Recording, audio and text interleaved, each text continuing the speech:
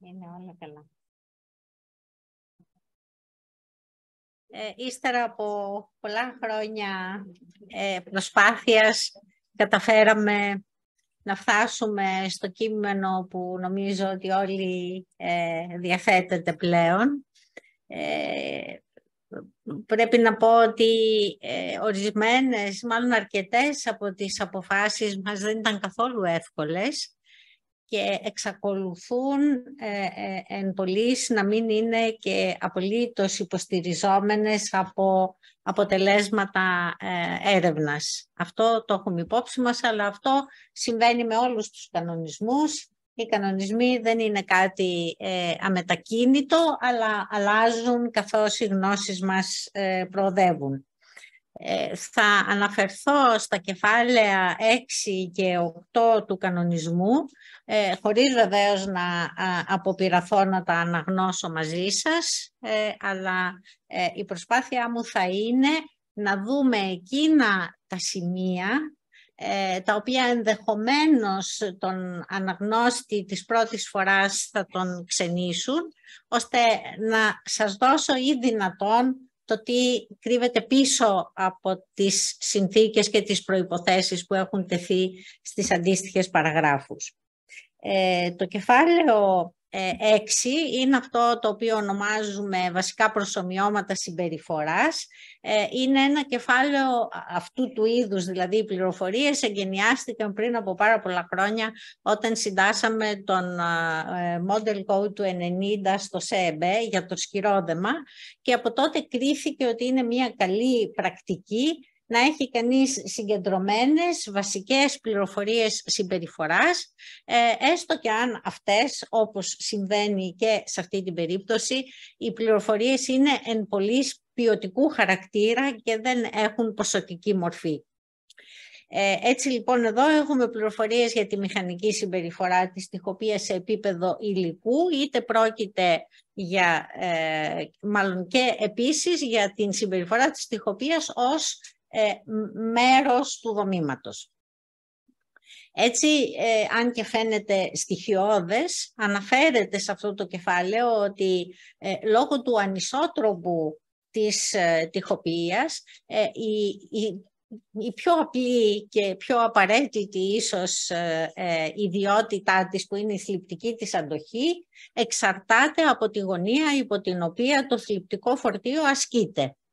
Είναι άλλη κατακορύφως, άλλη οριζοντίως και άλλη υπογωνία. Έτσι λοιπόν ο μελετητής δέχεται αυτή την πληροφορία ώστε να ξέρει ότι όταν για παράδειγμα ελέγχει έναν τοίχο εντός του επίπεδου του έναντι τέμνουσας, θα πρέπει να λάβει υπόψη και μειωμένη θλιπτική αντοχή, δεδομένου ότι δεν μιλάμε για την κατακόρυφη αλλά για κεκλειμένη, και επίσης θα πρέπει να λάβει υπόψη και ότι υπάρχει και εγκάρσιος εφηλκισμός, άρα θα το λάβει υπόψη του αναλόγως. Δεν είμαστε σε θέση να δώσουμε αριθμούς για όλα αυτά, είναι όμως κάτι, ένα σήμα για τον μελετητή. Το ίδιο άλλωστε ισχύει και για την εφελκυστική αντοχή της τοιχοποίησης, που εξαρτάται από τη γωνία υπό την οποία ο εφελκισμός ασκείται. Αφήστε που είναι μια εντελώς αβέβαιη ιδιότητα, για την οποία δεν υπάρχει καν διεθνώς έστω και ένα πρότυπο το οποίο να μας λέει πώς να μετρήσουμε την εφελκυστική αντοχή της τοιχοποίησης. Γι' αυτό και συνήθως δεν λαμβάνεται υπόψη στους υπολογισμούς, πλην ορισμένων περιπτώσεων οι οποίες ρητώς αναφέρονται. Ακόμα στο κεφάλαιο αυτό ο κανονισμός μας δίνει σχηματικά διαγράμματα για την συμπεριφορά της τοιχοποίησης έναντι θλίψεως και έναντι τέμνουσας. Δεν τολμά να δώσει αριθμούς. Άλλωστε για ποια τοιχοποιία είδαμε ήδη πάρα πολλές φωτογραφίες που μας δείχνουν ότι η τοιχοποίηση δεν είναι ένα πράγμα, αλλά είναι μία πανσπερμία, όμως μας δείχνει το ψαφυρό του πράγματος και επίσης μας δίνει ενδείξεις για τις παραμέτρους από τις οποίες οι τιμές σε αυτά τα διαγράμματα εξαρτώνται. Επίσης αναφέρεται το πώς ενδεχομένως τα μηχανικά χαρακτηριστικά της τοιχοποίησης αλλάζουν όταν αυτή αποτελεί μέρος ενός στοιχείου. Το πιο κλασικό παράδειγμα είναι η τοιχοποίηση με ξυλοδεσιές, όπου έναντι θλίψεως έχουμε μία μέτρια αύξηση της θλιπτικής αντοχής της τοιχοποιίας και μία πολύ σημαντική αύξηση της παραμορφωσιμότητάς της, ένα στοιχείο ιδιαίτερα σημαντικό όταν ιδίως αντιμετωπίζουμε θέματα σεισμού. Γίνεται μία υπόμνηση της μηχανικής της τοιχοποιίας σε θλίψη, μονόστρωτης, δίστρωτης, τρίστρωτης. Για ποιο λόγο? Κυρίως για να έχει υπόψη ο μηχανικός ότι η θλιπτική αντοχή οποιασδήποτε τοιχοποιίας εξαρτάται, όσο και αν μας φαίνεται περίεργο, από την θλιπτική αντοχή του ισχυρού υλικού ή της ισχυρής παριάς και όχι όπως ευλόγως τα περιμέναμε από τα χαρακτηριστικά του ασθενούς υλικού που είναι το κονίαμα. Αυτά λοιπόν τα στοιχεία υπάρχουν μέσα στο κεφάλαιο 6 και νομίζω ότι είναι σημαντικά και έτσι ερμηνεύεται και ο λόγος για τον οποίο η θλιπτική αντοχή του κονιάματος, την οποία πολύ δύσκολα μπορούμε να προσδιορίσουμε με κάποια αξιοπιστία, παίζει πάρα πολύ μικρό ρόλο στο μέγεθος των μηχανικών χαρακτηριστικών της τοιχοποίησης. Έχουμε σε αυτό το κεφάλαιο και εμπειρικές σχέσεις για τον υπολογισμό αντοχών της τοιχοποίησης. Συνήθως αυτά βρίσκονται στο αριστερό μέρος ακριβώς γιατί οι σχέσεις είναι εμπειρικές και θα μπορούσαν να υπάρξουν και άλλες καλύτερες στο μέλλον.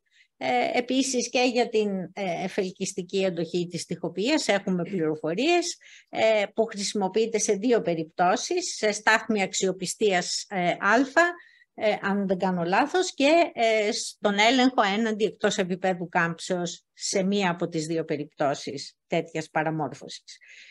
Επίσης έχουμε και δεδομένα για τη διατιμητική αντοχή της τοιχοποίησης, για να την υπολογίσουμε δηλαδή, και παράμετροι από τις οποίες αυτή εξαρτάται.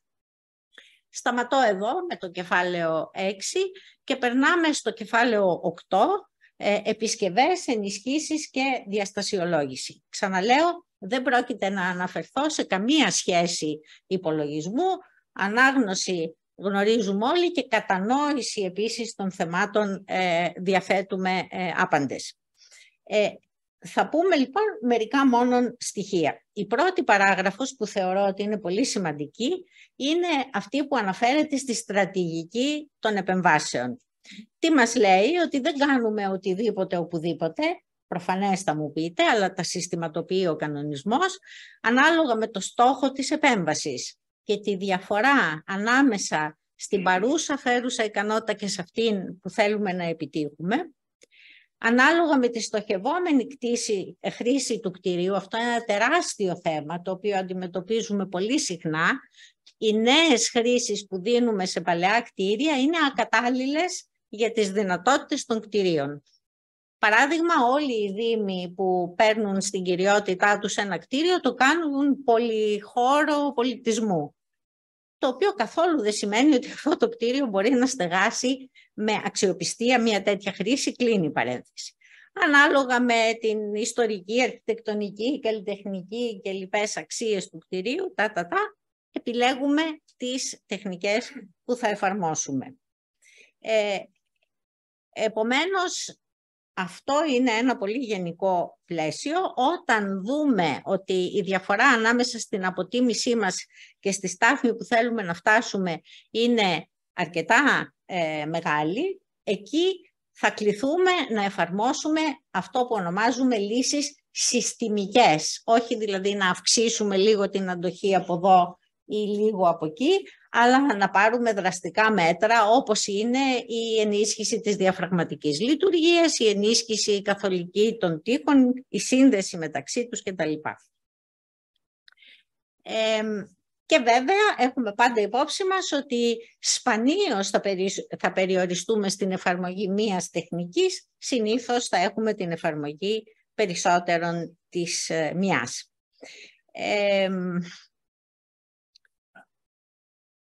Νομίζω ότι θα συνεχίσω.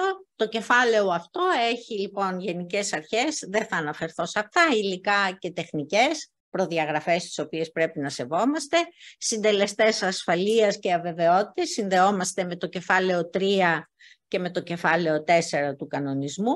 Υπάρχει μία ξεχωριστή παράγραφος και αυτό έχει σημασία για τις διεπιφάνειες, για να δοθεί χωρίς πολλά ποσοτικά στοιχεία, αλλά ως ένα μήνυμα προς τον μελετητή για τη σημασία που έχουν οι πάσης φύσεως διεπιφάνειες στο εσωτερικό αυτών των κατασκευών.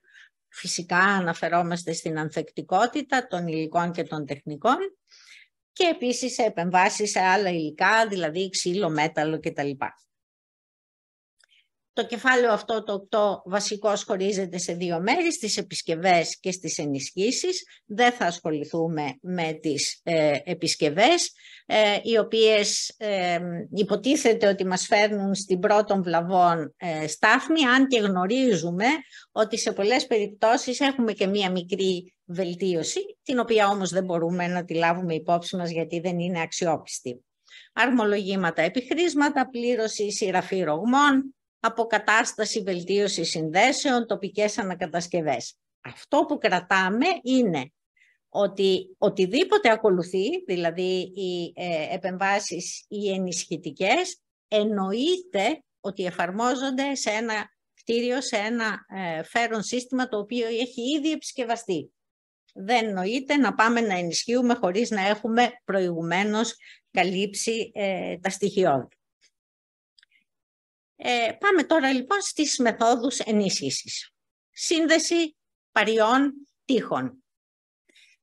Έχω επίτηδες εδώ με το μες τείχων κατά το πάχος τους, όπως μας έχουν αποκαλυφθεί μετά από σεισμούς, στη Λάκουιλα το 2009, στη Σάμο το 2020, προσφάτως στην Τουρκία στις αρχές αυτού του χρόνου.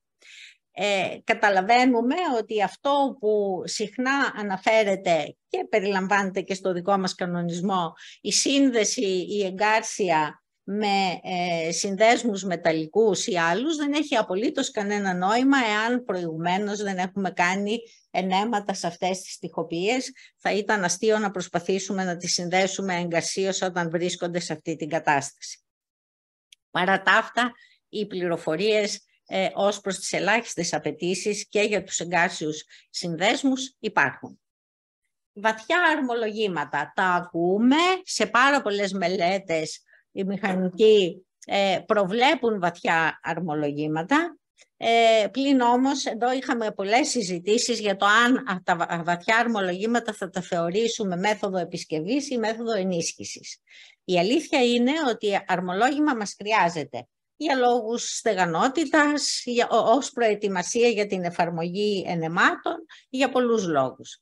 Τα βαθιά αρμολογήματα τα θέλουμε, τα χρειαζόμαστε, μας προσφέρουν. Εδώ λοιπόν, επειδή έπρεπε κάπου να ισορροπήσουμε μεταξύ και των απόψεων που είχαμε εμείς, αλλά και αυτού που συνήθως γίνεται, είπαμε εντάξει, θα πούμε αυτό που είναι η αλήθεια. Δηλαδή, τα αμφίπλευρα, καθολικά, βαθιά αρμολογήματα, με κατάλληλα νέα κονιάματα, θα δούμε τι θα πούν όλα αυτά, σε στοιχεία περιορισμένου πάχους μπορούν και να θεωρηθούν μέθοδος ενίσχυσης. Πόσο παχές τοιχοποιίες? Εγώ θα έλεγα λιγότερο από τα 60 εκατοστά που βάλαμε εδώ. Είναι πολύ απλό το γιατί. Τι θα πει βαθύ αρμολόγημα? Πάμε σε μια τοιχοποιία, βγάζουμε το κονίαμα από όλους τους αρμούς, οριζόντιους και κατακόρυφους και κεκλειμένους, σε βάθος ορισμένων εκατοστών δεξιά και αριστερά και βάζουμε στη θέση του ένα άλλο κονίαμα.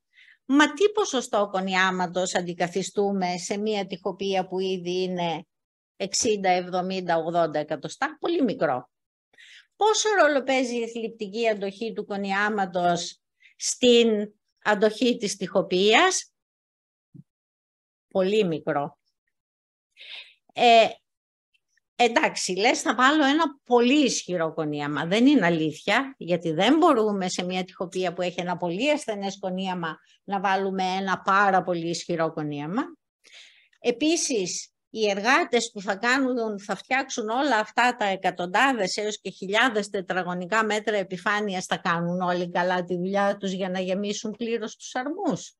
Προειδοποιεί λοιπόν ο κανονισμός και λέει ότι αν αυτά δεν γίνουν καλά, εκτός του ότι είναι μια πάρα πολύ ακριβή μέθοδος επέμβασης, κινδυνεύεις, αντί να κάνεις καλό, να κάνεις κακό. Το έχουμε δει, το έχουμε μετρήσει.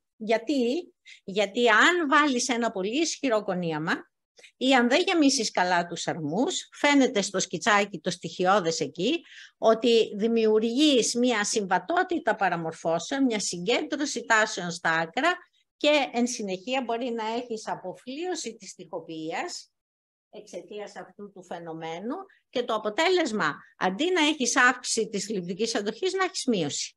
Άρα ο κανονισμός προειδοποιεί έναντι αυτού του ενδεχομένου. Πάμε τώρα στα οπλισμένα επιχρήσματα που και αυτά δυστυχώς τείνουν να γίνουν καθημερινή καραμέλα. Και εδώ λοιπόν λέμε ναι, οπλισμένα επιχρήσματα αφού προηγουμένως έχουμε επισκευάσει και ενισχύσει την τοιχοποιία, εννοείται. Φανταστείτε εδώ να πάμε να βάλουμε 2 πέτσες απ' έξω. Δεν έχει κανένα νόημα. Εννοείται ότι θα θέλαμε αυτά τα οπλισμένα επιχρήσματα που πρέπει να είναι μικρού πάχους να είναι μέσα έξω. Και αν πρέπει να είναι μονόπλευρα, πού τα θέλουμε? Έξω.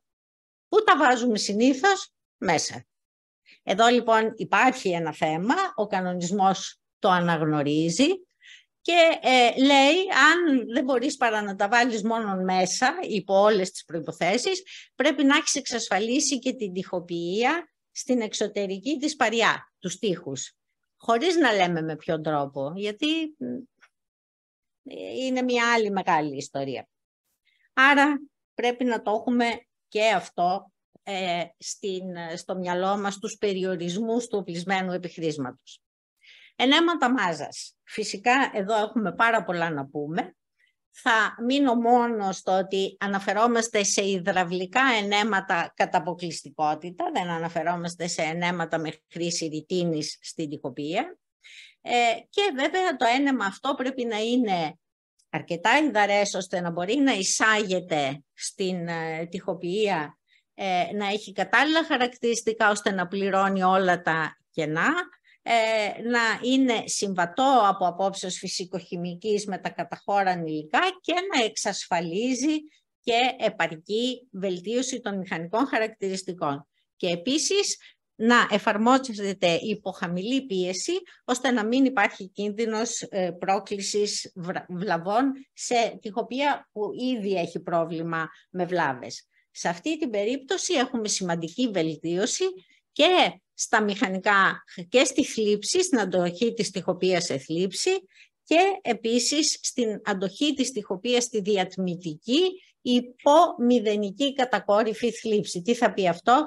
Λέμε ότι η διατμητική αντοχή είναι κάτι της, συνοχή ας πούμε, συν ένα συντελεστή τριβής επί την κατακόρυφη θλιπτική τάση. Αυτό το πρώτο σκέλος, όπως μπορείτε να δείτε εδώ, χάρη στα ενέματα μπορεί να διπλασιαστεί ή να υπερδιπλασιαστεί.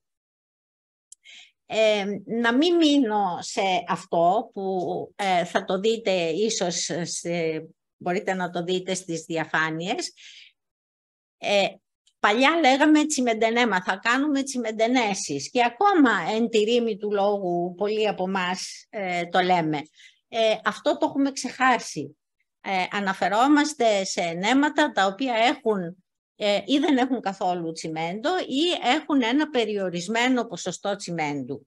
Αυτό γίνεται για 2 λόγους. Όχι μόνο διότι δεν θέλουμε τσιμέντο σε πολύ υψηλό ποσοστό για λόγους ανθεκτικότητας σε διάρκεια, αλλά διότι αποδεικνύεται, έχει αποδειχθεί περίτρανα από δοκιμές. Βλέπω τουλάχιστον 2 κυρίες εδώ που έχουν κάνει τέτοιου είδους πειράματα στο εργαστήριο, αποδεικνύεται ότι δεν τα χρειαζόμαστε κιόλας. Επομένως, θα το έχουμε και αυτό υπόψη, ότι τα κονιάματα, τα ενέματα που θα χρησιμοποιούμε δεν θα είναι βαριά από απόψεως περιεκτικότητας σε τσιμέντο. Μανδύες οπλισμένου σκυροδέματος. Και αυτό ήταν ένα θέμα για το οποίο έγιναν πολλές συζητήσεις στην Επιτροπή μας. Εννοείται, σπέβδω να πω, ότι δεν συζητούμε για μανδύες οπλισμένους κυροδέματος, είτε επιτόπου χυτευόμενου, είτε εκτοξευόμενου σε κτίρια ιστορικά ή σε μνημεία. Αυτό το έχουμε ξεχάσει. Έχω 10 λεπτά. Ακριβώς. Ευχαριστώ πολύ. Όμως είπαμε να συμπεριλάβουμε αυτή την τεχνική. Παρά τα αυτά, όταν θα τη διαβάζετε αυτή την παράγραφο, θα δείτε ότι ο κανονισμός προσπαθεί να αποθαρρύνει τους μηχανικούς από το να την εφαρμόζουν. Για ποιο λόγο? Είναι σίγουρα μια πολύ επεμβατική μέθοδος. Έχω εδώ επίτηδες μια φωτογραφία που δείχνει ένα ιστορικό κτίριο απ' έξω και το χάλι που έχει από μέσα όταν εφαρμόζεται η μέθοδος των μανδιών. Σίγουρα οι μανδύες είναι αποτελεσματικοί από απόψεως μηχανικής όταν είναι αμφίπλευροι και καλά αγκυρωμένοι στην τοιχοποιία. Αυτό όμως τι σημαίνει? Σημαίνει ότι κλείνουμε την τοιχοποιία ανάμεσα σε δύο στοιχεία οπλισμένους κυροδέματος, αλλάζει η θερμική της συμπεριφορά, διότι η διαπνοή της τοιχοποιίας μηδενίζεται και έτσι αν ύστερα από χρόνια προσπαθήσετε, λέω, να αφαιρέσετε τους μανδύες, υπάρχει ισχυρό ενδεχόμενο αυτό που θα βρείτε στο εσωτερικό να είναι μια αποδιοργανωμένη τοιχοποιία. Θα μου πείτε, δεν μας νοιάζει αφού θα δουλεύουν τα έξω. Ψέμα κι αυτό, γιατί για να δουλέψουν τα έξω έχουν ανάγκη το μέσα για να αποτελούν ένα σύνολο. Έτσι. Επομένως υπάρχει και αυτό το θέμα. Επίσης προσθέτουμε μάζα. Ξέρουμε ότι αυτό θετικό για το σεισμό δεν είναι. Επομένως θα αλλάξουν και τα χαρακτηριστικά της κατασκευής και θα έλεγα ότι έχουμε άλλους τρόπους για να αντιμετωπίζουμε τα προβλήματά μας. Να πω ένα παράδειγμα. Έχετε μερικούς διαχωριστικούς τοίχους στο κτίριο, θα μπορούσατε να τους μετατρέψετε σε φέροντες.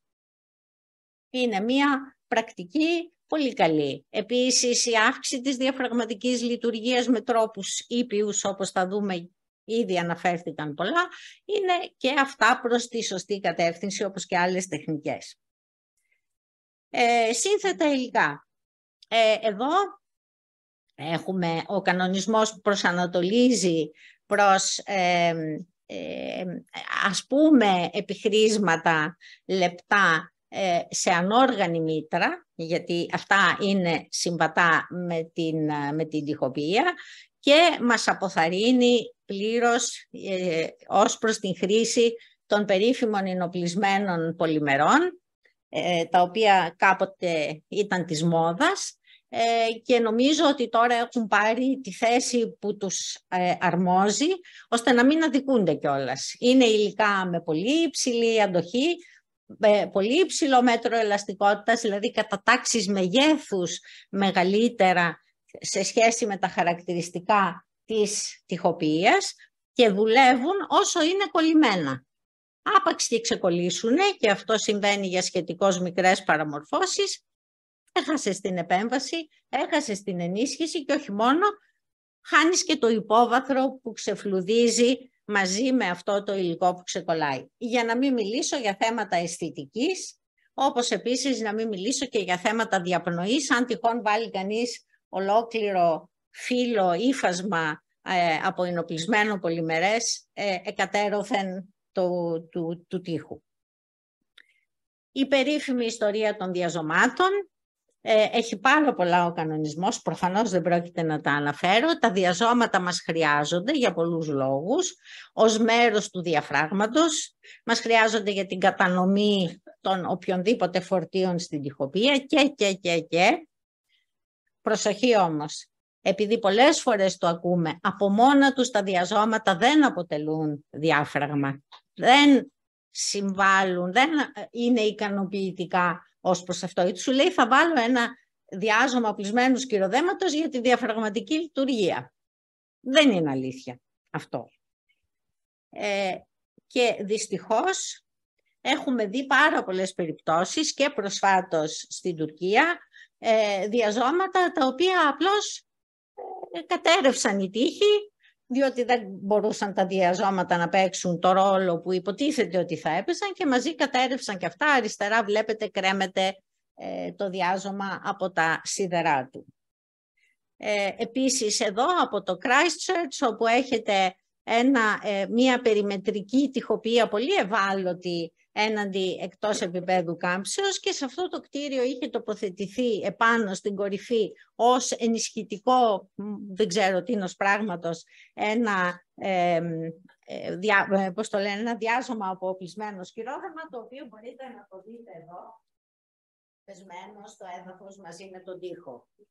Ή οι φωτογραφίες που μας έδειξε και η κυρία Μιλτιάδου από την Ήλικα, από το σεισμό του Ριέτη, όπου βλέπετε την πίστη ακόμα και στο άοπλο σκυρόδεμα, με ένα διάζωμα το οποίο είχε τοποθετηθεί στην κορυφή του κτηρίου και το οποίο βλέπετε εδώ επομένως σε κομμάτια και με τα αποτυπώματα των λίθων πάνω στους οποίους είχε καθίσει.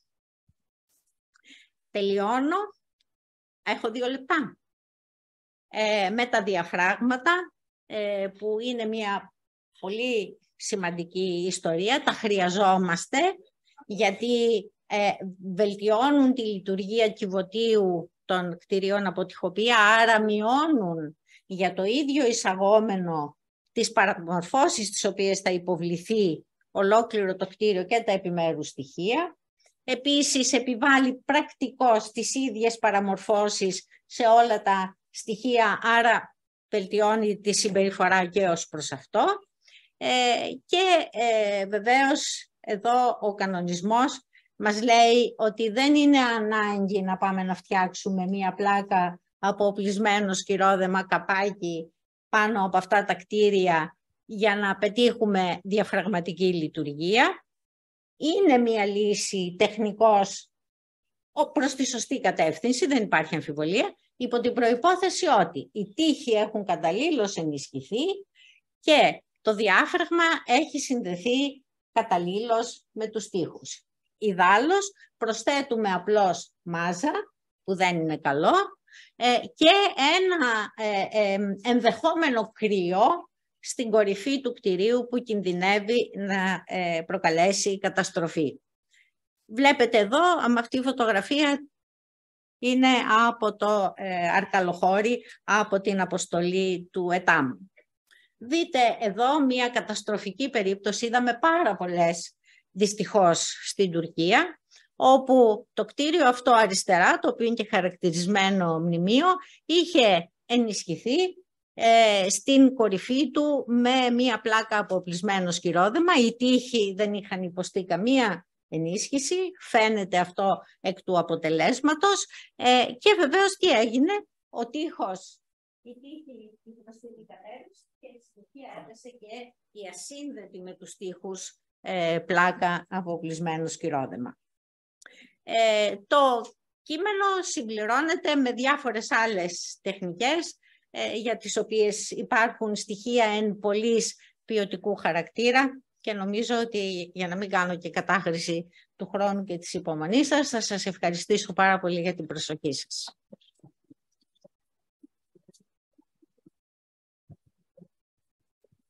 Ευχαριστούμε πολύ την κυρία Βετζηλέο και για την πολύ ενδιαφέρουσα παρουσίαση και που σεβάστηκε τόσο πολύ τον χρόνο. Παρακαλούμε